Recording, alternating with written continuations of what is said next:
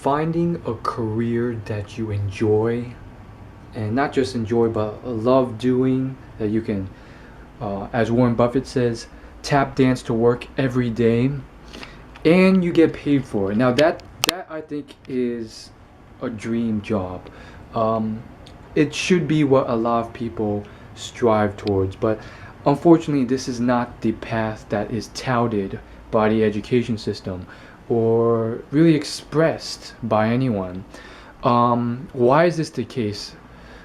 I think, I am in certain ways sort of generalizing. I do think that certain schools, certain teachers will tell you this. They say, like, go for what you enjoy and you love to do. But I think the biggest issue in this whole world is the fact that not everyone is that lucky. Warren Buffett, he loves what he does, and what he does just happens to be something that makes him money, and it happens to make him quite a deal of money. And I really think, he's one of the people who deserves it the most, because he is so sparing with his money. He still has a really old, inexpensive car and lives in an inexpensive house, despite him having tens of billions of dollars. And he chooses to spend all of this towards charity, and giving it back to the nation and economy that gave this to him. So he deserves this. But what if you're not so lucky as Warren, and your interests do not align with something that makes you money? Now, Warren was lucky. He was someone who loved what he did. He loved his job, and that job just happened to be something that made him profit. And I feel like a lot of people get this wrong, and a lot of people kind of have to, because there's a limited amount of things that you can do to make you money. I mean, it's the truth. And obviously the line blurs between, okay, this is just you sitting on a couch playing video games. Thank God that job doesn't pay, because that also, like, that certain things you do enjoy, I mean, like it or not, promote a lifestyle or a way of living that can, in many ways, not always, but in many ways, hurt you. And that's the central theme of this video. What about people like me? What if you only like video games, or your passions include video games and running and playing sports or chess or whatever, and you're just not good at it. No matter how much time you put into it, you're not good at it. And I know the world is changing. Professional gaming has become a sport, and people have been able to bring this passion into a six-figure salary. But those people reside in the 0.0001% of the tens of millions of people who play video games. These are the dedicated people who are willing and able to dedicate hundreds of hours to video games every month to get to that professional level. And then where does that end? I mean, the shelf life of that game, once it gets unpopular, like, where does that skill set lead you? So this is like the whole theme of this. I mean, generally, I feel like in college, like, you have a variety of options: engineering, art, you could say, architecture, business, communications, marketing, and a lot of stuff, from science to history. But the big ones are usually computer science, engineering, math, science, which includes chemistry, physics, organic chemistry, and so forth. And I think I'm missing one, but you get the point. And I feel like I just watched a TED Talks video where this man, he talked about this, and he said how the education system almost they make it so that these are very rigid, you know, choices that you have to pursue. And that begs the question, you know, what if your interests really don't lie in these areas? um, what then? And maybe that's bogus, maybe I don't know what I'm talking about. I really think I don't, you know. um, but I do know one thing. I am somewhat confused about all this right now because I'm graduating college and I don't know exactly if, you know, science is what I want to pursue. Um, Slaving away 10 hours a day researching or studying to become a doctor, I don't know if that interests me enough. If that's worth uh, the passion of it.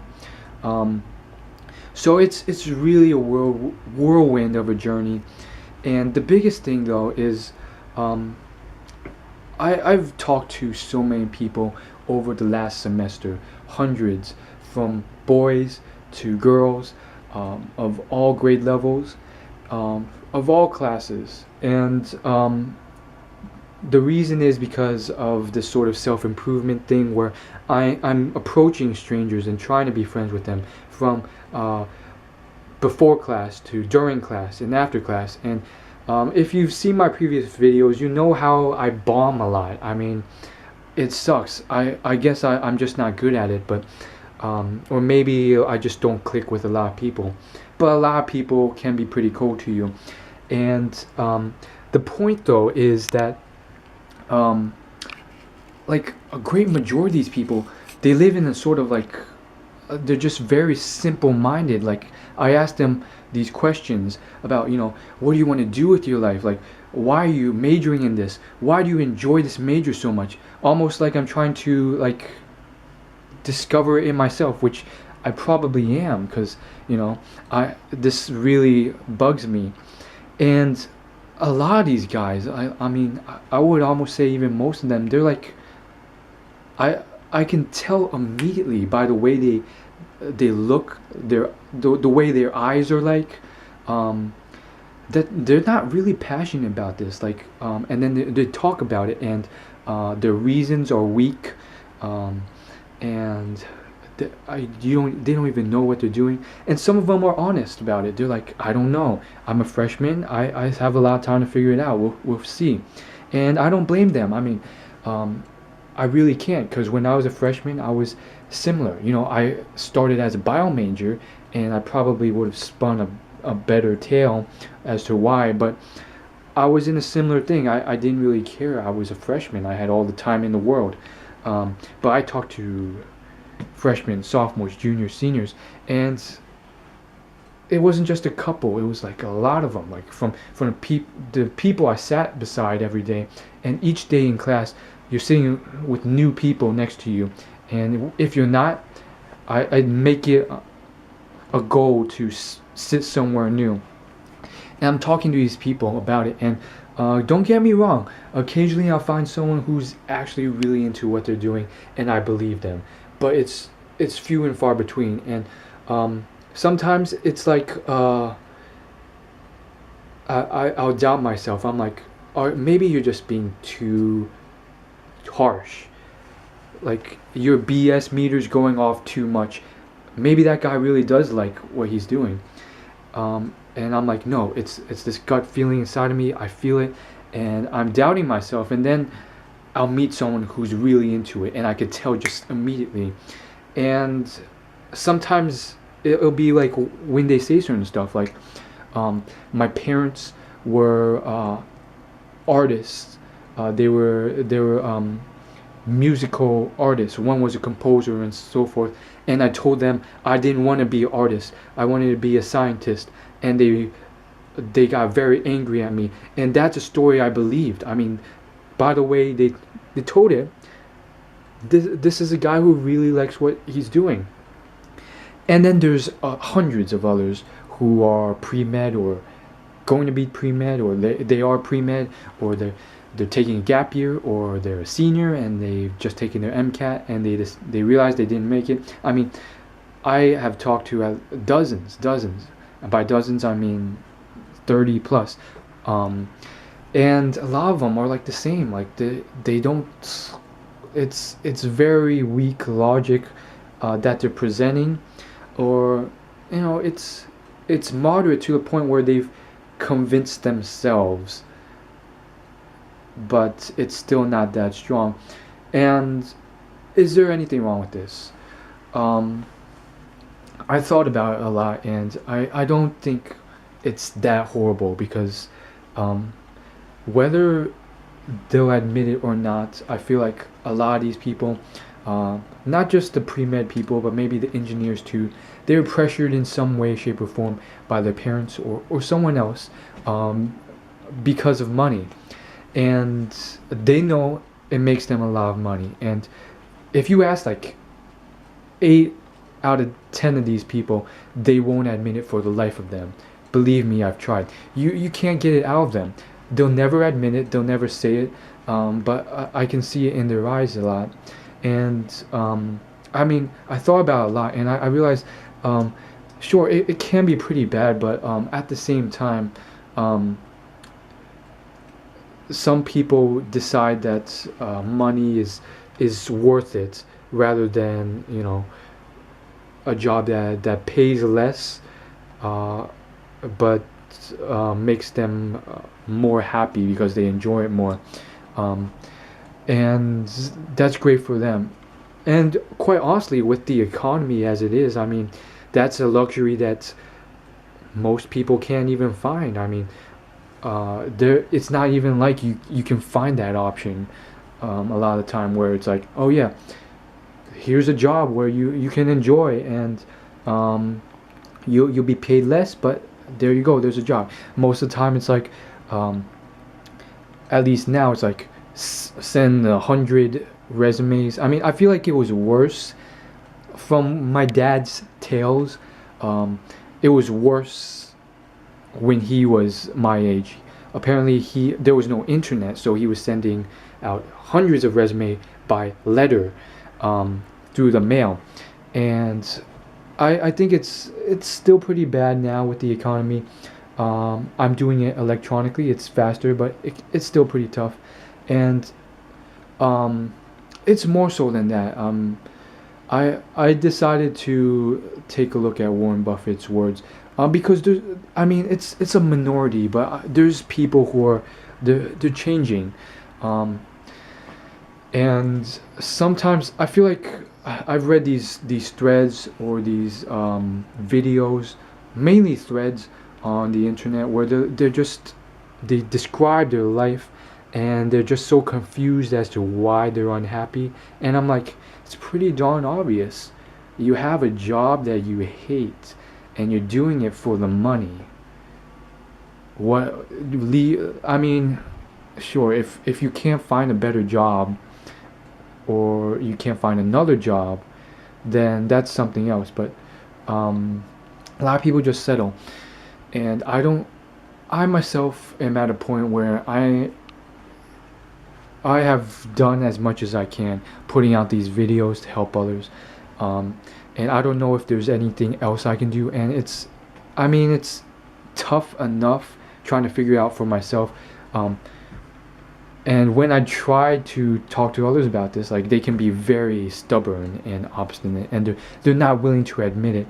And it's almost like you have to kill yourself to crack through the shell. And then eventually, when they do, they become very selfish about it, and they don't thank you.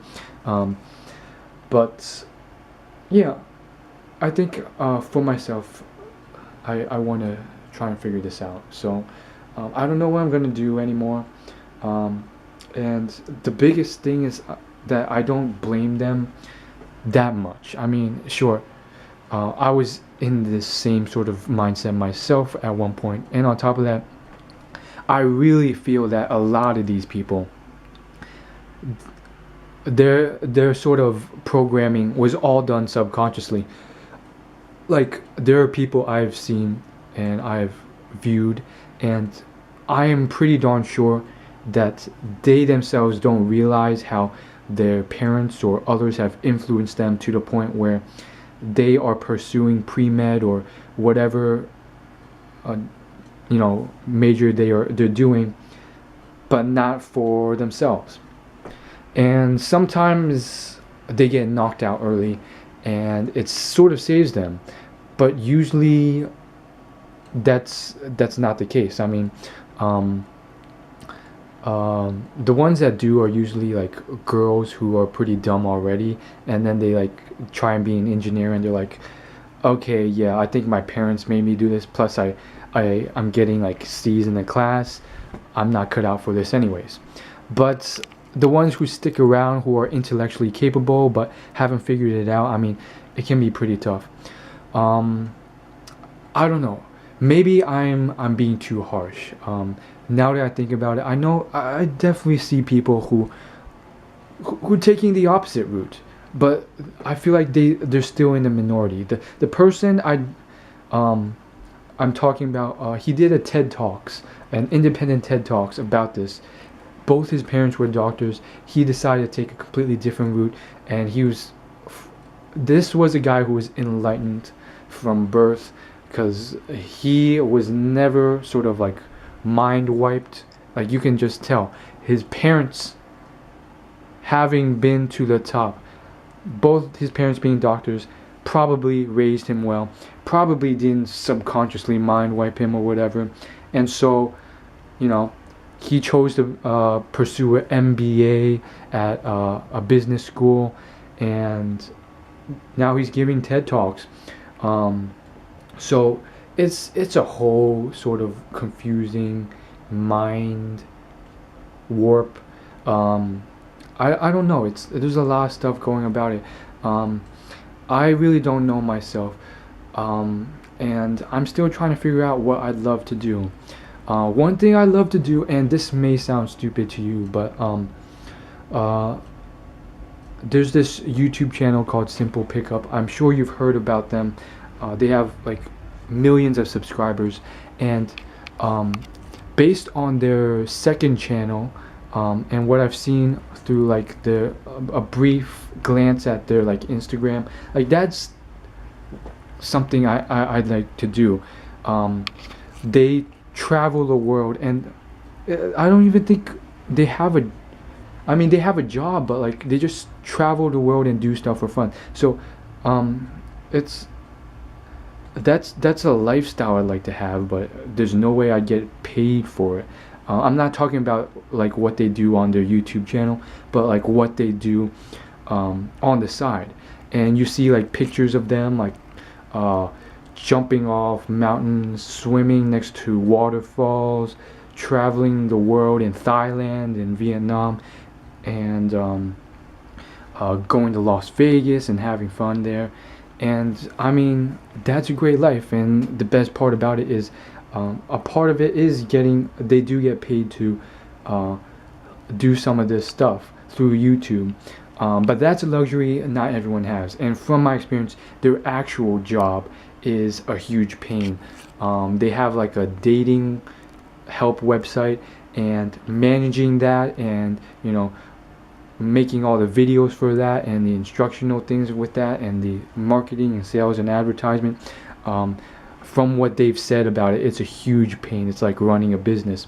But I don't know. I'm just trying to figure it out myself. We may never know. We may never know what the truth is. I think there's many different factions of people out there that can be separated into people who just unfortunately in one way or other spurred into a path that they think they want to do but they don't. And some people are content with this. Some others may sort of find out later, and some others may just never figure out that that's what's causing their unsatisfaction. And then there's others who stray from this route. They pursue what they actually enjoy, and I think that's probably something really cool. But when you bring it all together, I feel like it's a first world problem, honestly. Like, I guarantee you there are people in Africa who are just looking for a semi decent job, no matter what it is, even if it's McDonald's. Um, and there's a documentary that I watched on YouTube. And there's this one place, I can't remember where it was. I think it was like near South Africa. Um, it was this one like nation or province, and the unemployment was crazy, and the woman had to resort to prostitution because that was the only job that they could get. And then one of those women she went to school, a beauty school, and got her license, but she couldn't find a job, so she had to resort to it. So one could argue that it's a first world problem, finding a job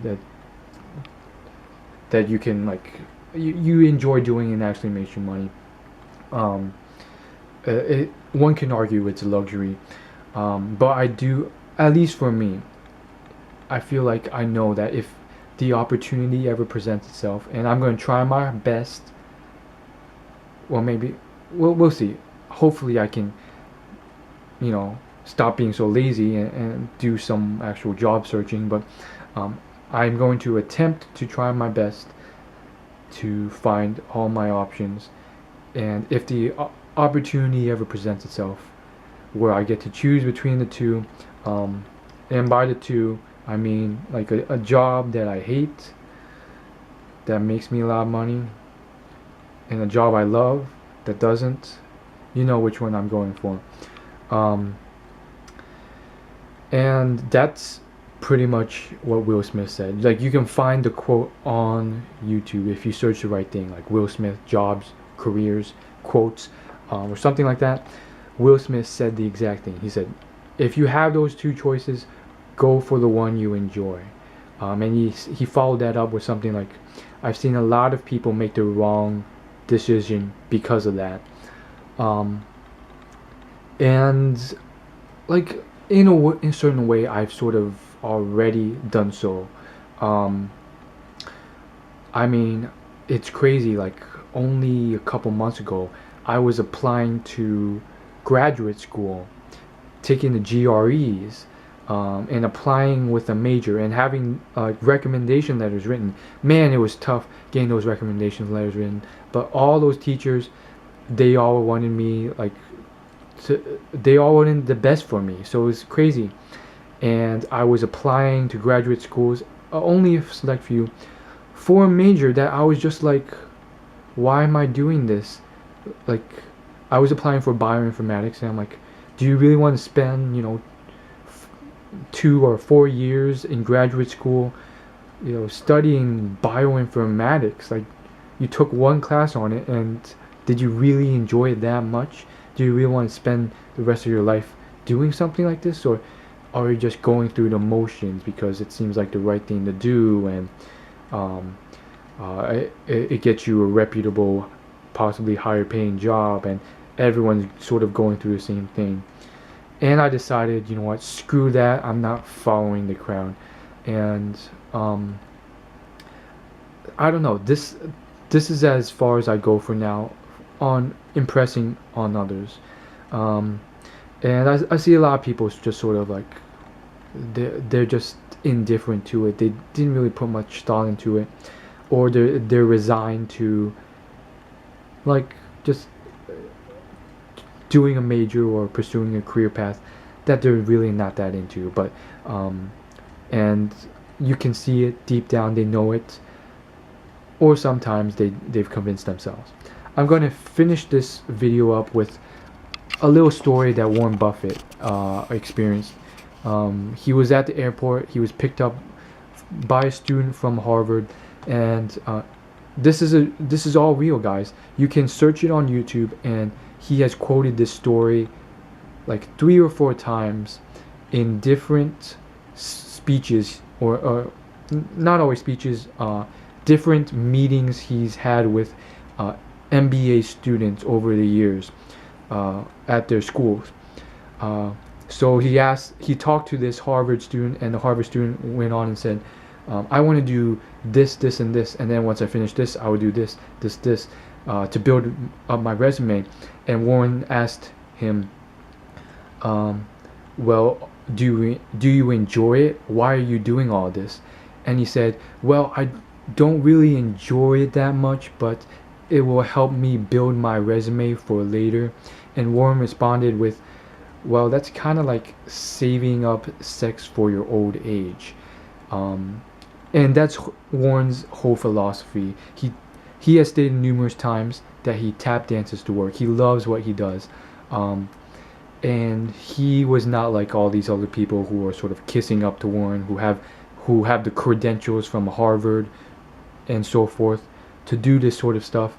Um, they're building up a resume and doing a lot of stuff that they don't enjoy, and that just defeats the purpose. And I really think that that is one of the reasons Warren is such a huge success, and why a lot of geniuses and prodigies are where they are, and that is interest in the topic. Not just interest, a feverish, maniacal, crazy